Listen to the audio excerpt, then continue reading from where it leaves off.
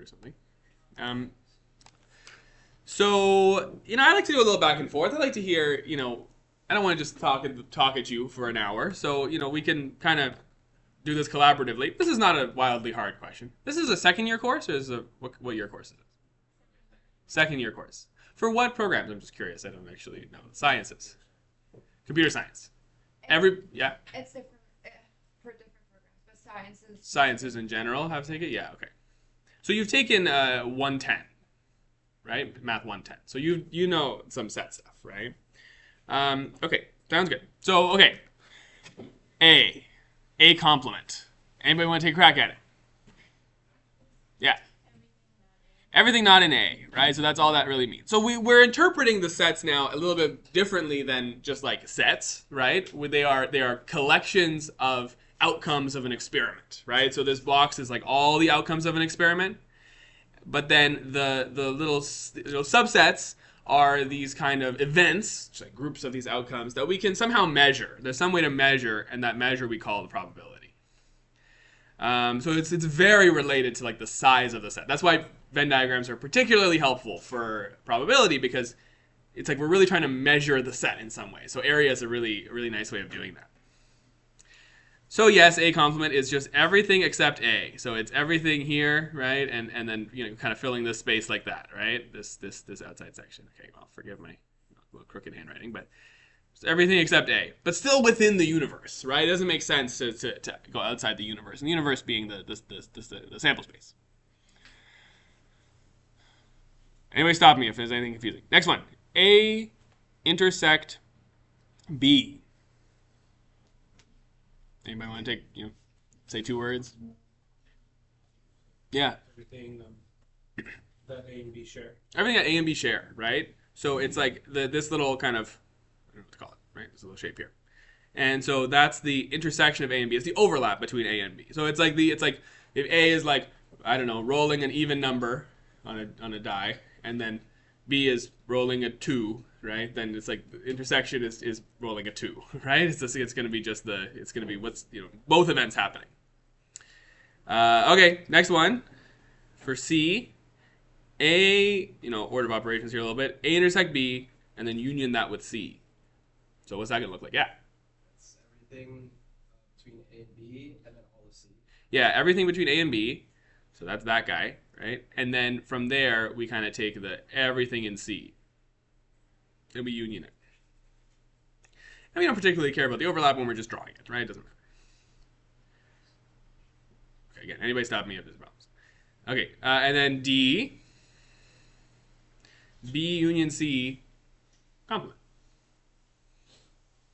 Anybody want to try to describe this to me? Yeah. Everything except B and C. Yeah, everything. So it's like you attach B and C together, and then you think about everything else, right? So it's like attaching B and C together, and then you think of everything else, right? Everything out here, but still within our universe. Always complements are like still within the universe, the sample space. And then the last one, A intersect B, complement, union C. Can I take this step by step here? How do we describe this one? It's a little hard to put in words. Yeah, sure. Everything in A that's in B, and then everything in B that's not in A. Everything in A that's not in B. Yeah, right. So we take A intersect B. A intersect B is right there, but we don't want that, right? We want the complement of that. Right? It's everything else too. Right? We take A intersect B, and we take everything else, and then union C. So when I union C, I'm actually a little bit adding right there. So this is really the same thing as like I take just like the intersection. Well, I mean, I'm just like the opposite of the intersection, but just adding back a little bit from whatever's in C. Like that's fine, because the order of operations here mean I'm tossing that back in. Makes up a little higher. Is that okay? I don't hear anybody shouting, so sounds like it's okay. Not wildly hard. You've seen Venn diagrams before, but it's just, a little bit more in the context, I guess, of probability spaces. It's good to remember Venn diagrams and set operations and things like this. Okay, next one. A web ad can be designed from 4 different colors, 3 fonts, 5 font sizes, 3 images, 5 text phrases. How many different designs are possible? It's like, combinatorics lesson 1, right? It's the multiplication rule.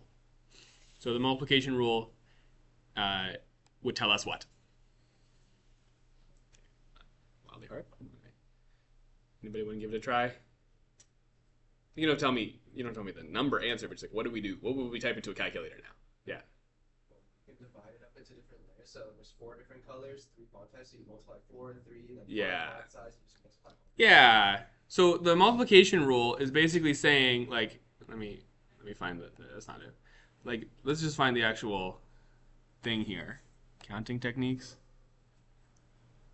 So like, let's see what it's actually saying, right? It's like, if the operation can be described as a sequence of k steps, and each of those steps can be completed in one of n sub k ways, right? Step 1 is completed in n1 ways. Step 2 is completed in n2 ways.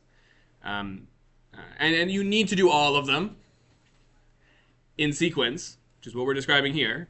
Just like a lot of situations. And the total number of ways is just the product of all of them, right?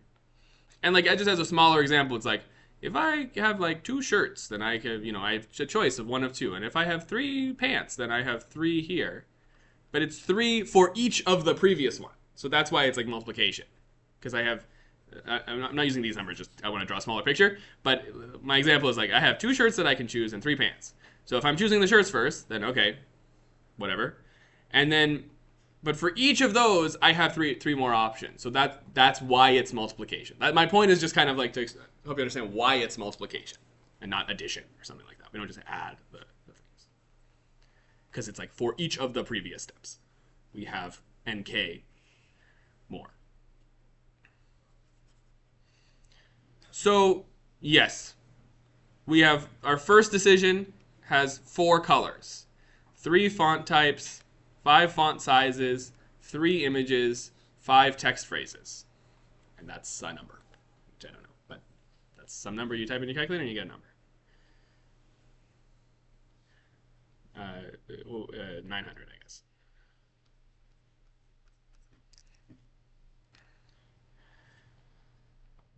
So, is that all right?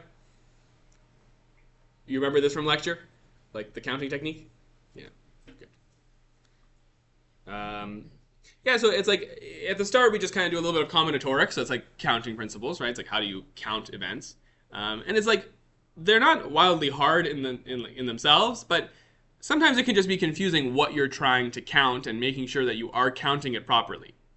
Combinatorics is all about one part of combinatorics is all about finding how big sets are. So it's like if I'm thinking the set of all possible designs, and I want to know the cardinality of that set. It's a finite set, of course, right? It's like it's not infinite ways, but it's not always immediately obvious how to count how many objects are in the set.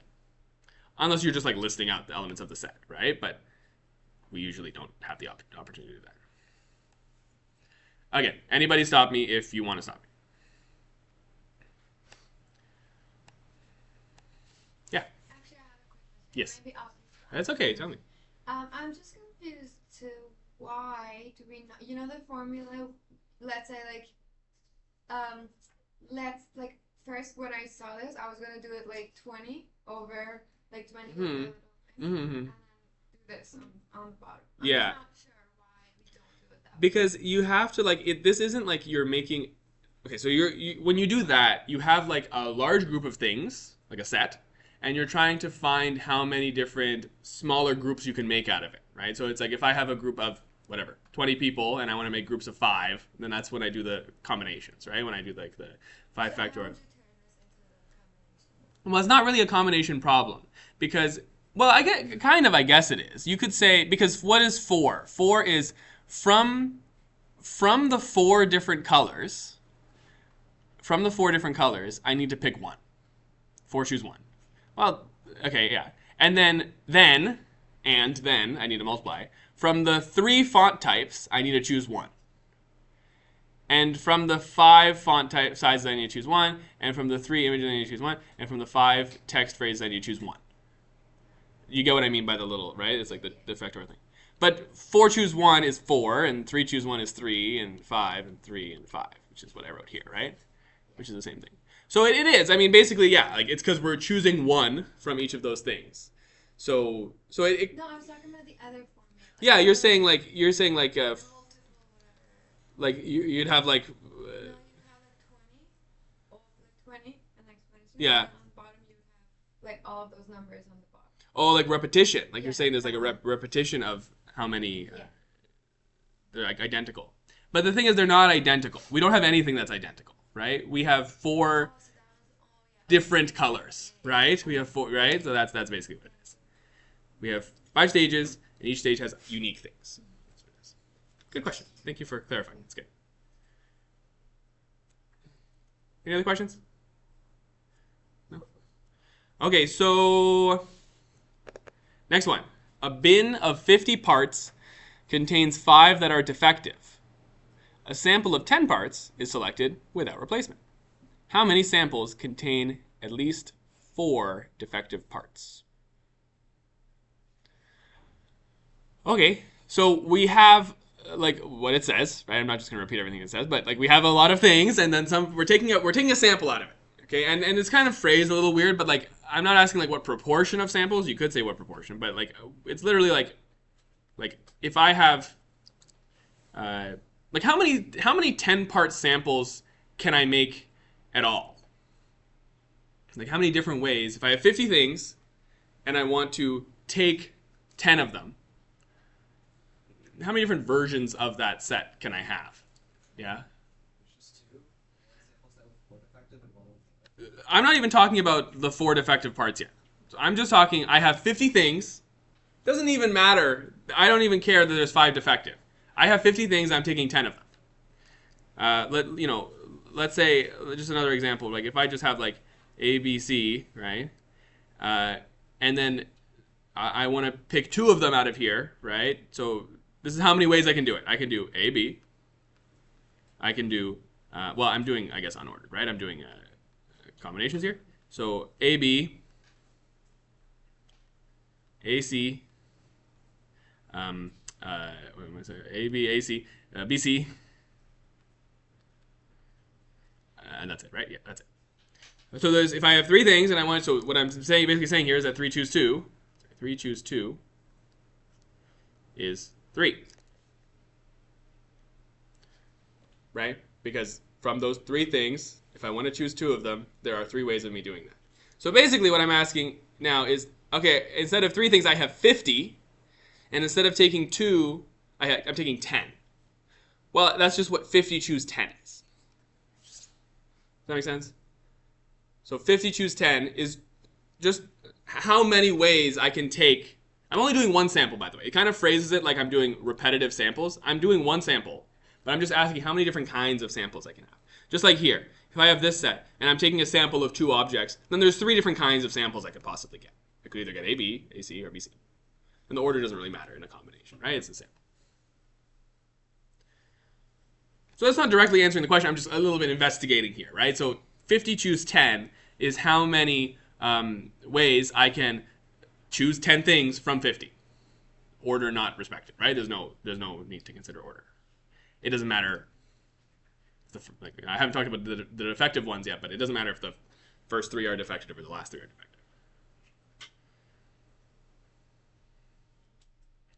So okay, so that's just a little, let's try to answer the actual question, right?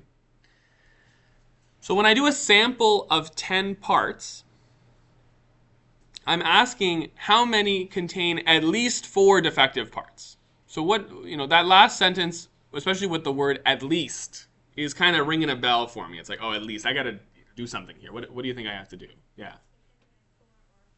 Yeah. So that means I have 4 defective parts or I have 5 defective parts. And there's no other options, right? Because there are only 5 defective parts.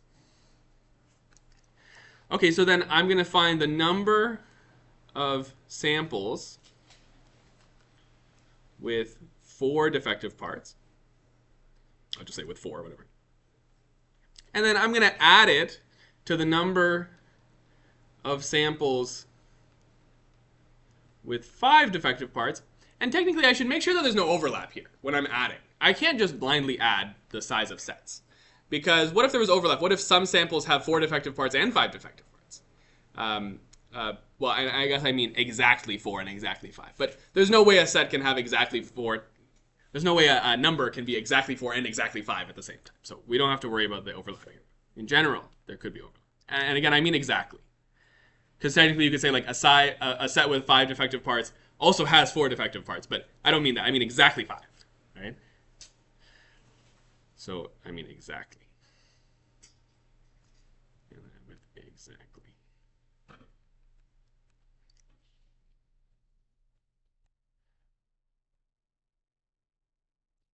Okay, so we need to count it now, right? We need to figure that out. How many samples have exactly 4 defective parts?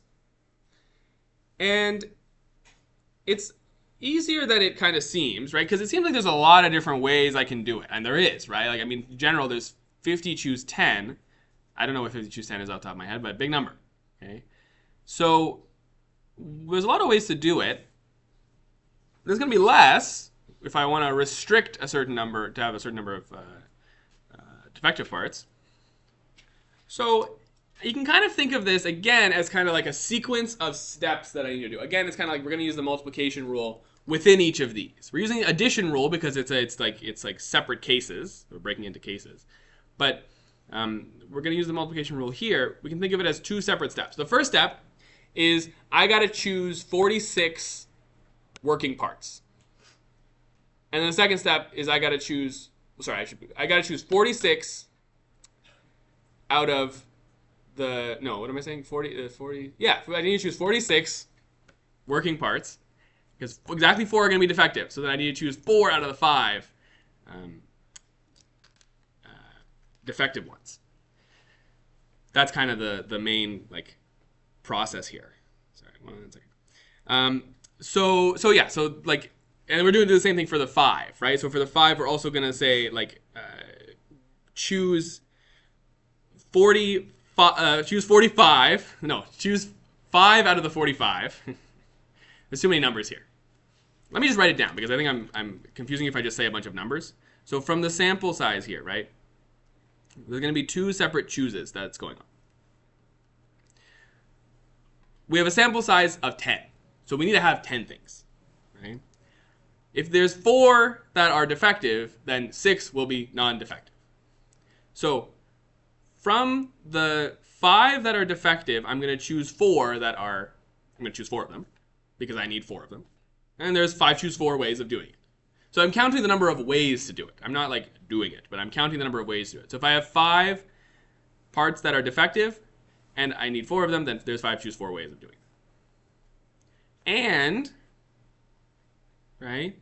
And from the remaining 45 working ones, I need to choose 6.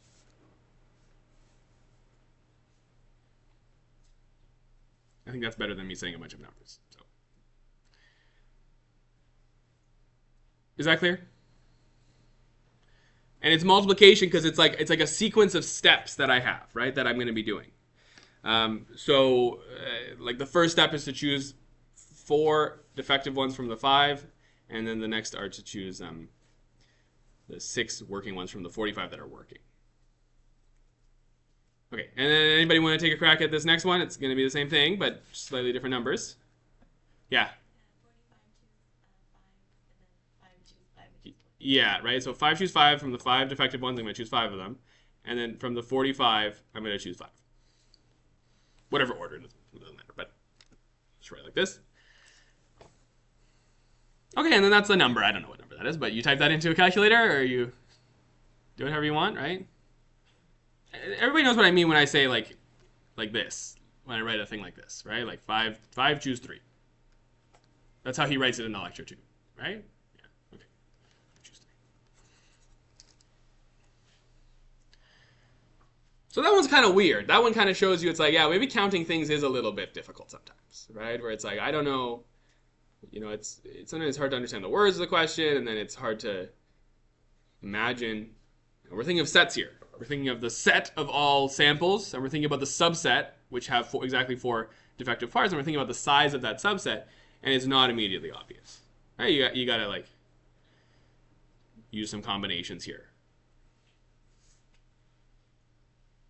Any questions about this?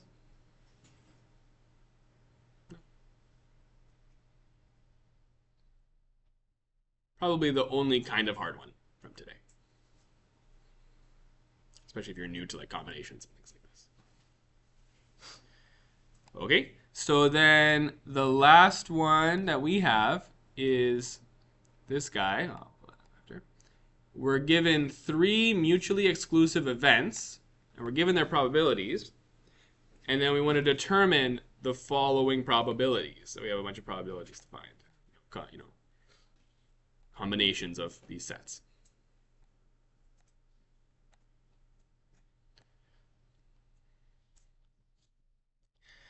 So for some of these, it might be helpful to like draw a diagram.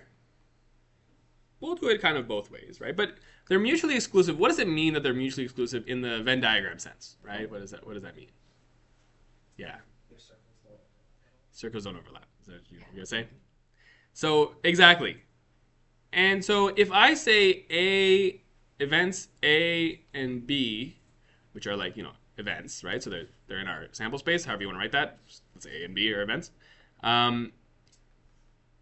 Are mutually, I'll just say exclusive.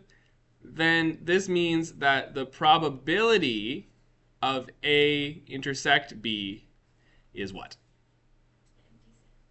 Well, the A intersect B is the empty set, so the probability is 0, right? Exactly. Yeah. So then, you know, basically that's a mathy way of saying they don't overlap when you draw it as a Venn diagram. So if you have your sample space, right, then our sample space is going to look A, B, C. A, B. So with that in mind, a lot of these are pretty straightforward. So the probability of A union B union C. And remember, like, you can think informally of probability as an area. So it's like I'm saying, what's the area of the shape I get when I glue together A, B, and C, the shapes here? And the area of each of those shapes are 0.2, 0.3, 0.4. That's like a little bit informal, but totally correct. We'll get you the right answer. So what would this probability be then with that logic? Yeah. 0.9, right? It's just going to be the probability of A plus the probability of B plus the probability of C. Technically, you know, like if you want to do this really macho way, right? You say the probability of A union B union C is the probability of A plus the probability of B plus the probability of C minus the probability of A intersect B minus the probability of A intersect C minus the probability of B intersect C, all the combinations, right? Plus the intersection of the probability of A intersect B intersect C. So it's like this is like the counting principle, right? This is like inclusion, exclusion. Yeah. Sorry, something I can't understand is why do we have to add the intersection of all these? Yeah. So it's like if I want to find, okay, so can I draw a diagram? Maybe I can. Yeah, there we go. Okay. So I want to find the area of this shape for the probability of these events, right? So how can I do it? Well, I can start by just adding the probabilities of each of these pieces individually, right? So I'm going to add, let's call that, you know, A, B, and C. A, B, C. So I'm going to take the probability of A plus the probability of B plus the probability of C. But clearly, I've done a lot of there's a lot of overlap. So I have to, you know, notably, right, let's think about what has been double counted, right? So this slice has been a little bit more than double counted, but double counted by the blue and the pink. So that's why I have to subtract A intersect B. This slice has been double counted by the A intersect C. So I have to subtract it once. And this slice has been double counted by the A, the B, and the C. So I have to subtract that once. But the middle now, the middle was originally counted 3 times, and I subtracted it 3 times. So now I'm completely missing that middle. So I need to add it back. That's the last step there, is the really important thing, right? So it's like I said, like this piece right here is double counted. This whole like, shape right here was double counted. This whole shape was double counted. This whole shape was double counted. Technically, the start, the middle is triple counted. And I subtracted it 3 times. Okay, so now it's just not there. I need to put it back. So I add back the intersection of all 3. Is that okay? Does that make sense? Right? And then you can imagine how this generalizes to higher and higher in orders. Like you can have like, the union of 25 sets, and you have to like do all this, right? But you'd never do that by hand, of course. Okay, but so anyways, for the purpose of this question, all of those are 0, right?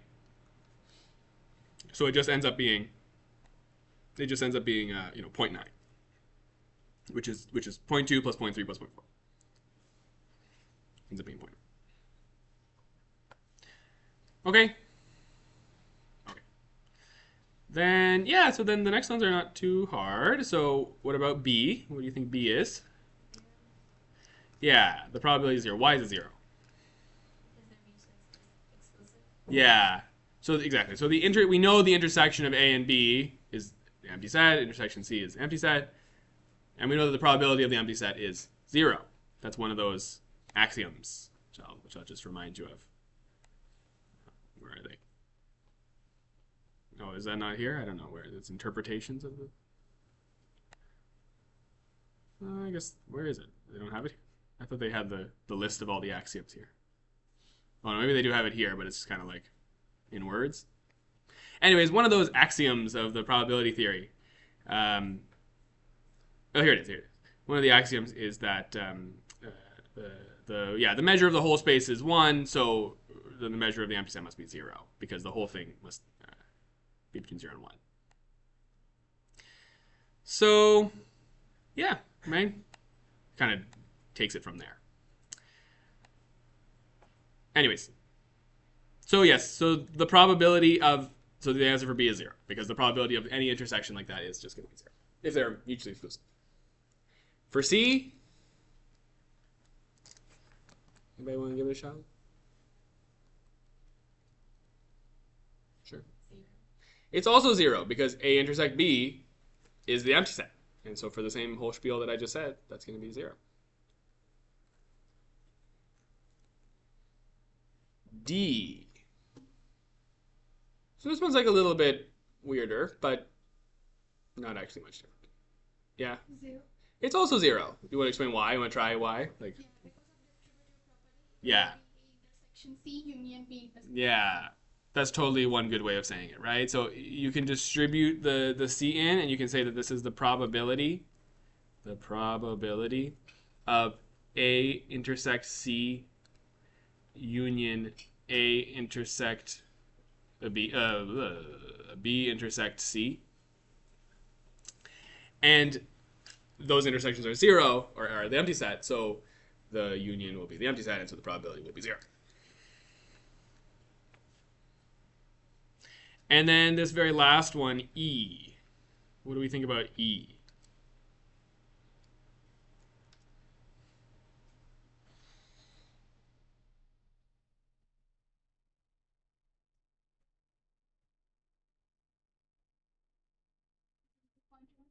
It'll be 0.1. Yeah. Do you want to try to explain why again? What's the? Look at the Venn diagram. It will be everything in sample space minus the A, B, and C. So Yeah. sample space minus probability of A plus B Yeah. plus C. Yeah, exactly, right? So that turns into, there's a lot of ways to phrase it, but this is basically saying, what is the probability of this event? And this event is that A doesn't happen, B doesn't happen, and C doesn't happen. So this everything outside of these circles. And we know that the area of all the circles combined is 0.9, so everything else must be 0.1. I like thinking about probability as areas. Makes sense, but let's do it a little bit more mathematically too here. So probability of A prime, A complement, B complement, intersect C complement.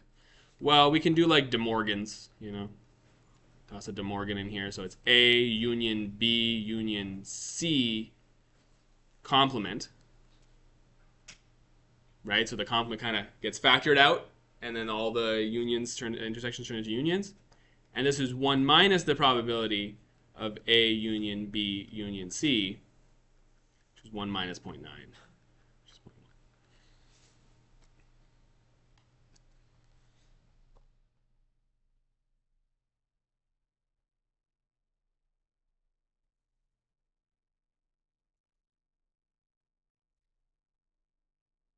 Yeah, so that's that question.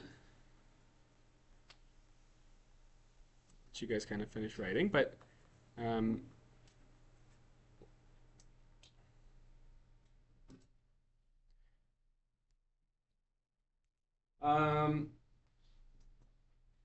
how was this question? Any feedback? Okay, makes sense? Anybody's confused? Feel free to ask me now. This is the last question that I have for today that he assigned to me. So for the rest of our time, we can either just like chat.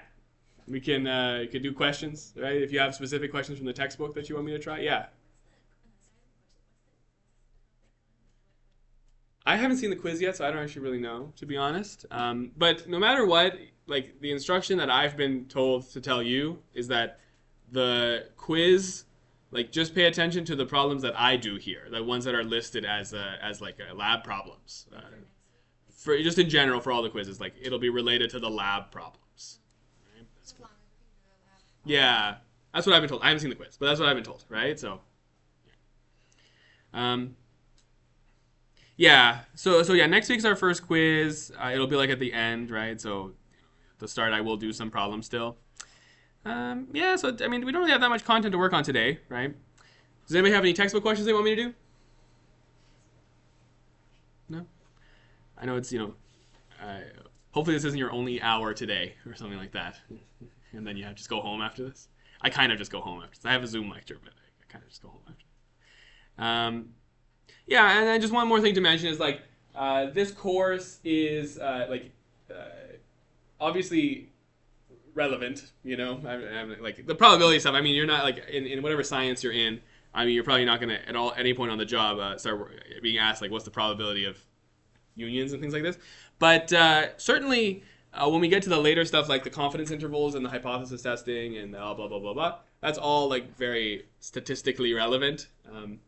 And we're trying to make this course a little bit more modern, So we're writing some R code. So there's a coding language R. Anybody used R before?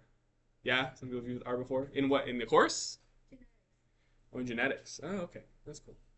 So we're gonna be doing some R, but like from scratch. So if you haven't done any R, then that's fine. I'm writing like some tutorials for us to do, and that'll be after the midterm though. So after the midterm, I'll have some things for us to do, and all the TAs will do it, and we'll kind of do like all the stuff from the course, like hypothesis testing and playing around with probability distributions and blah blah blah. So that's something to look forward to if you look forward to R.